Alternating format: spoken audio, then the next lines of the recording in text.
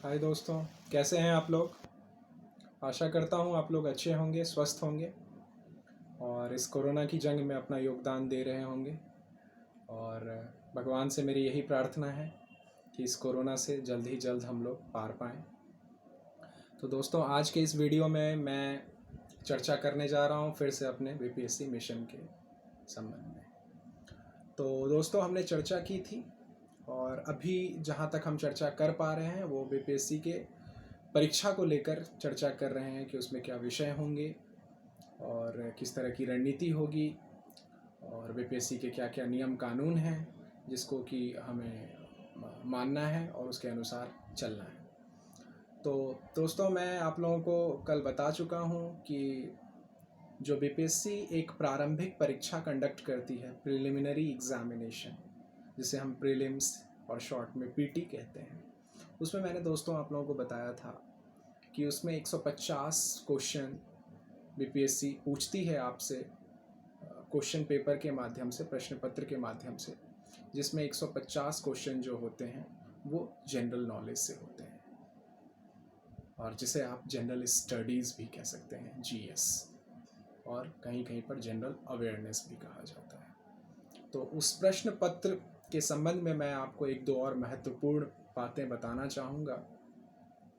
कि दोस्तों, जब आप इस पीटी को, प्रिलिमिनरी एग्जामिनेशन को पास करते हैं, उसके बाद आप मेंस के लिए चयनित होते हैं।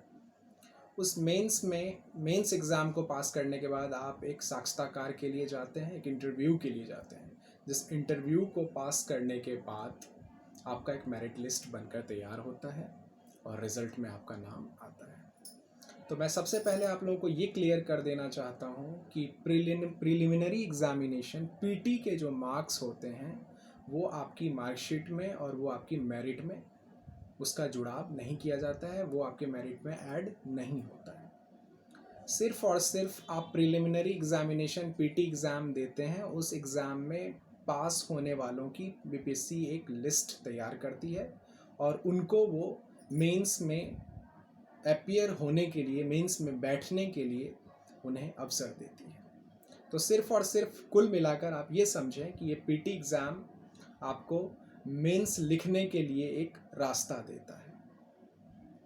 मैं आशा करता हूँ आप लोग समझ पा रहे होंगे। और इस पीटी को पास करने के बाद जो आपके पास आपके सामने जो आपका लक्ष्य होता है वो होता है मेंस का। तो उस मेंस को मैं थोड़ा सा ब्रीफ करना चाहूँगा कि उस मेंस में दोस्तों आपको 3 पेपर देने होते हैं। ध्यान से सुनिएगा, 3 पेपर। पहला जो पेपर होता है दोस्तों वो होता है सामान्य हिंदी का, जिसमें बीपीएससी आपकी जो भाषा है हिंदी उसको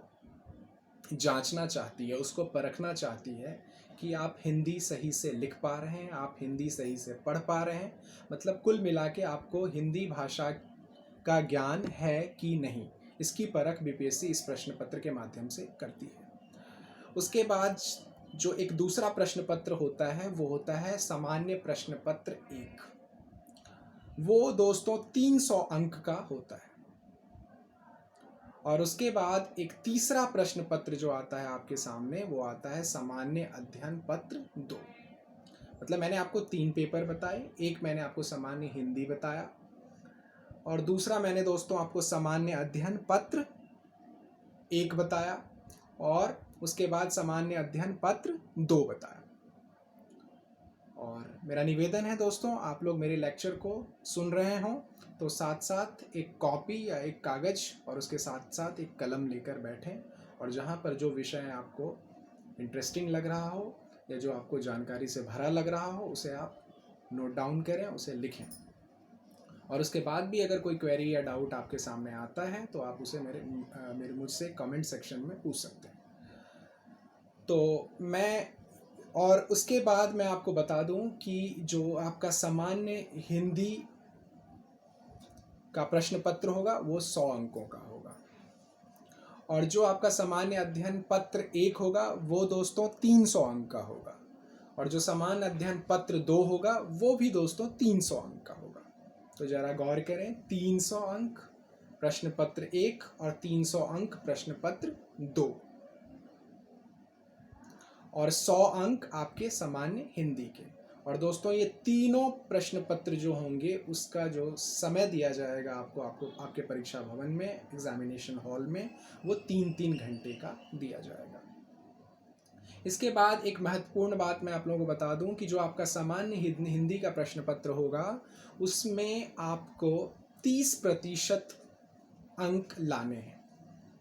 मतलब आप ओवरऑल इसको समझ सकते हैं कि ये एक पासिंग सब्जेक्ट हो गया आपका, जिसमें आपको एक पास मार्क लाना है, जो यूपीएससी ने अपना क्राइटेरिया बनाया है कि 100 में से आपको 30% अंक हासिल करने हैं।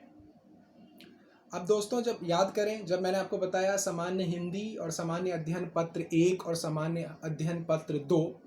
तो इसमें आप सामान्य अध्ययन पत्र 1 और सामान्य अध्ययन पत्र 2 के बाद बात आती है आपकी ऐच्छिक विषय की, जिसे आप इंग्लिश में कहते हैं ऑप्शनल सब्जेक्ट। इस ऑप्शनल सब्जेक्ट को दोस्तों मैं इस वीडियो में ज़्यादा नहीं डिस्क्राइब करना चाहूँगा, क्योंकि ये विषय इसलिए इसमें मैं डिस्क्राइब नहीं कर पाऊँगा क्योंकि यह विषय निर्भर करता है कि आपकी किस विषय में रुचि है। और सबसे मुख्य बात कि आपको जिस विषय में रुचि हो आप वो विषय लेना चाहेंगे। तो जब आप इंटरनेट पर जाएंगे और आप बीपीएससी की साइट को ओपन करेंगे तो उसमें आपको एक लिस्ट दिखेगी जिसमें बहुत सारे बीपीएससी के मेंस के सब्जेक्ट्स दिए हुए हैं, जिसमें से आपको किसी एक सब्जेक्ट का चुनाव करना है। चाहे आप वो हिस्ट्री ले सकते हैं, चाहे आप वो पॉलिटिकल साइंस ले सकते हैं, चाहे आप वो ज्योग्राफी ले सकते हैं, चाहे आप वो फिजिक्स ले सकते हैं। मीन्स अकॉर्डिंग कि आप जो लिस्ट देखेंगे उस लिस्ट में जितने भी सब्जेक्ट हैं उसमें से आपको अपने एक ऑप्शनल सब्जेक्ट का चुनाव करना है, अपने ऐच्छिक विषय का चुनाव करना है। वो ऐच्छिक विषय आप देखिए कि आपको किस विषय में रुचि है, आप किस में अच्छा आंसर राइटिंग लिख सकते हैं, किस सब्जेक्ट को आप इंटरेस्ट के तौर पर पढ़ते हैं और किस सब्जेक्ट को आपने ज़्यादा समय दिया है। तो इसमें जो ट्रेंड रहा है दोस्तों वो ये रहा है कि ज़्यादातर कैंडिडेट्स, ज़्यादातर उम्मीदवारों को मैंने देखा है कि वो अपना वो विषय का चुनाव करते हैं जो उन्होंने स्नातक में अपने ग्रेजुएशन में पढ़ा हुआ होता है, जिससे कि उन्हें ये लगता है कि मैंने उस विषय में 3 वर्ष दिए हैं, उस विषय में मेरी बहुत हद तक जानकारी है और वो विषय कहीं ना कहीं मेरे लिए रोचक भी है, तो वो उसका चुनाव करते हैं। दोस्तों इसके बाद मैं आपको बताना चाहूँगा कि जब आप मेंस परीक्षा को लिखते हैं उसके बाद आपके पास साक्षात्कार का अवसर आता है, आपको साक्षात्कार का इंटरव्यू का अवसर मिलता है और वो इंटरव्यू भी आपका 100-120 नंबर का होता है, जिस इंटरव्यू में आप कैसा रिस्पॉन्स करके आते हैं, कैसी प्रतिक्रिया दे के आते हैं, कैसे जवाब देते हैं, क्या क्या आपसे प्रश्न किए जाते हैं और कैसा आपका रिस्पॉन्स करने का, आंसर देने का तरीका होता है, कितनी आपकी विषय पर पकड़ होती है। कुछ प्रश्न आपके ऐच्छिक विषय से किए जाते हैं, कुछ प्रश्न आपके जिस क्षेत्र से आप आते हो, जिस राज्य से आप आते हो उससे संभावित प्रश्न आपसे किए जाते हैं। तो दोस्तों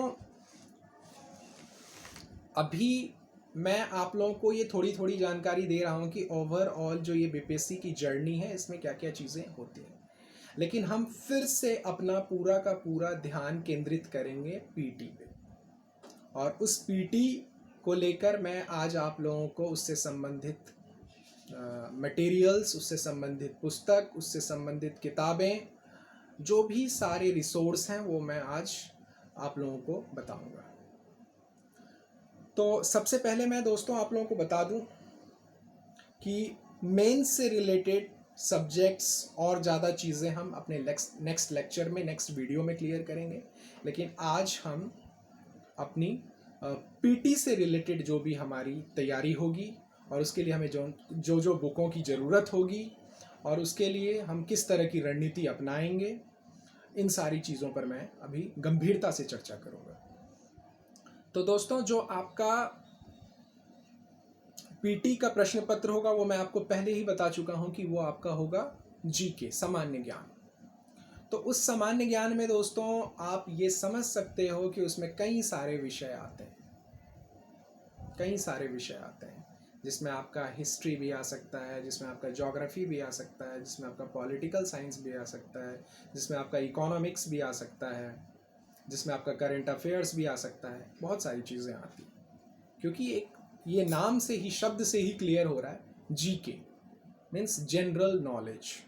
जनरल नॉलेज मीन्स सामान्य ज्ञान। सामान्य मतलब सब कुछ, जो थोड़ा थोड़ा हर चीज़ मिली हुई है यहाँ पर। ठीक है, तो दोस्तों अगर आप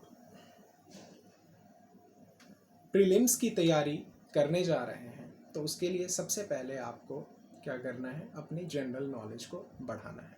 और मैं आप लोगों से वादा कर चुका हूँ कि हम अभी अपने सिलेबस, अपने क्राइटेरिया, अपनी स्ट्रैटेजी को डिस्कस करने के बाद एक क्लास स्टार्ट करने जा रहे हैं, जो क्लास होगी हमारी जनरल नॉलेज की ही, सामान्य ज्ञान की ही। और मेरा दोस्तों आपसे वादा है कि उस जनरल नॉलेज की क्लास में मैं A to Z जितने भी जनरल नॉलेज की चीज़ें हैं, जहाँ से बीपीएससी चीज़ों को उठाती है, क्वेश्चन के रूप में आपके सामने लाती है, उन हर टॉपिक को, हर विषय को, हर सब्जेक्ट को हम क्लियर करेंगे वन बाय वन, सीरियली, एक एक क्लास में करते करते करते। और उसमें मैं आशा करता हूँ कि आप लोग धैर्य बना के रहें और सारी क्लासेस को देखें, और उसके बाद उसे रेट, रिव्यू, रिकमेंडेड, शेयर भी करें, जिससे कि ज़्यादा से ज़्यादा और लोगों को भी इसका फ़ायदा मिल सके। दोस्तों तो अगर मैं प्रीलिम्स की बात करूं तो उसमें आप सबसे पहले बात करिए हिस्ट्री की, इतिहास की। तो इस इतिहास में दोस्तों अगर आप किसी अदर सब्जेक्ट से हैं, आप साइंस बैकग्राउंड से हैं या आप इंजीनियरिंग बैकग्राउंड से हैं, तो एक लंबे समय से आपका इतिहास से जुड़ाव टूट चुका है, आप इतिहास जैसे विषय से दूर हो चुके हैं, तो आपको कहीं ना कहीं उसमें इंटरेस्ट डेवलप करने के लिए फिर से उस इतिहास जैसे विषय को पढ़ना होगा। हो सकता है कि आप ऑप्शनल सब्जेक्ट में, ऐच्छिक विषय में इतिहास का चुनाव ना करें, लेकिन इस जनरल नॉलेज के प्रश्न पत्र में आपको इतिहास से संबंधित प्रश्नों का जवाब देना पड़ेगा। हिस्ट्री से रिलेटेड जो क्वेश्चन होंगे उनका रिस्पॉन्स आपको करना पड़ेगा, क्योंकि ये कॉमन पेपर है और सबके लिए है, और इसमें आपको अपने कट ऑफ के अंदर आना है। तो सर मैं आप सब लोगों को दोस्तों ये सजेस्ट करना चाहूँगा कि इतिहास में आप कक्षा 11वीं और कक्षा 12वीं मीन्स क्लास 11th और 12th की इतिहास की ओल्ड एनसीईआरटी जो हो उसे आप कहीं से परचेज करें,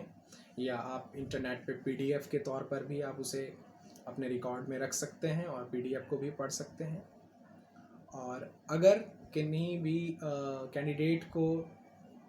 किसी को भी अगर दिक्कत आ रही है इसमें, तो वो एक एसके पांडे जी की किताब है जिसको वो ले सकते हैं, और वो इतिहास के लिए काफ़ी मददगार साबित होगी। उसके बाद दोस्तों अगर मैं बात करूं ज्योग्राफी की, भूगोल, तो दोस्तों ये काफ़ी इंटरेस्टिंग सब्जेक्ट है, जिसमें आपको क्लास 6 से लेके क्लास 12th तक की एनसीईआरटी को थॉरली पढ़ना है। अब दोस्तों आपका एक ये प्रश्न आ सकता है कि क्लास 6 से क्यों उठाएं हम सर? तो क्लास 6 से आपको इसलिए उठाना है क्योंकि जो बीपीएससी का क्वेश्चन आएगा आपके सामने मेंस में, या मेंस की ही आप बात करें, प्रीलिम्स की तो वो आपको ऑप्शनल क्वेश्चन होता है, ऑब्जेक्टिव टाइप का क्वेश्चन होता है, जिसमें आपको 5 ऑप्शन दिए जाते हैं, उसमें से एक करेक्ट आपको चूज़ करना होता है, टिक करना होता है, वो एमआर शीट पर राउंड करना होता है। तो मेंस के तौर पर अगर आप देखें तो आपको ज्योग्राफी जैसे सब्जेक्ट में एक पकड़ की ज़रूरत होती है, आपको एक डीप नॉलेज की ज़रूरत होती है। तो दोस्तों एक लंबे समय से आपका ज्योग्राफी के साथ रिश्ता नहीं रहा है, आप उसे बहुत पहले छोड़ चुके हैं, अपनी स्कूलिंग लाइफ में छोड़ चुके हैं। और मैं अपनी पहली वीडियो में बता भी चुका हूँ कि बच्चों अपने स्कूलिंग लाइफ में जो बच्चे होते हैं वो इस ज्योग्राफी और हिस्ट्री मीन सोशल साइंस को ही एक बोरिंग विषय मानकर चलते हैं। लेकिन अगर आप अभी अपने इस समाज में, जब आप एक युवा हैं और आपने अगर ये मन बना लिया है कि मुझे यूपीएससी और बीपीएससी जैसे एग्ज़ाम्स को देना है, तो उसमें इन विषयों का कितना अहम योगदान है ये दोस्तों आप लोग अच्छी तरह से जानते होंगे। तो दोस्तों अगर ज्योग्राफी की बात करूं तो ज्योग्राफी में आपको क्लास 6 से क्लास 12 तक की जो एनसीईआरटीज़ बुक होती हैं उनका चुनाव आपको करना है और उसको थॉरली पढ़ना है। मैं कुछ वीडियोज़ जो आगे बनाऊंगा उसमें मैं आपको बताऊंगा कि कैसे आपको एनसीईआरटीज़ को पढ़ना है, कैसे उसके नोट्स बनाने हैं, क्या क्या पॉइंट्स आपके लिए इंपॉर्टेंट हो सकते हैं, किस किस एरियाज से ज़्यादा क्वेश्चंस आते हैं, ठीक है। तो वो सारी चीज़ें हम धीरे धीरे धीरे धीरे डिस्क्राइब करेंगे, और सारी चीज़ें एकदम से और एक बार नहीं हो सकती दोस्तों। और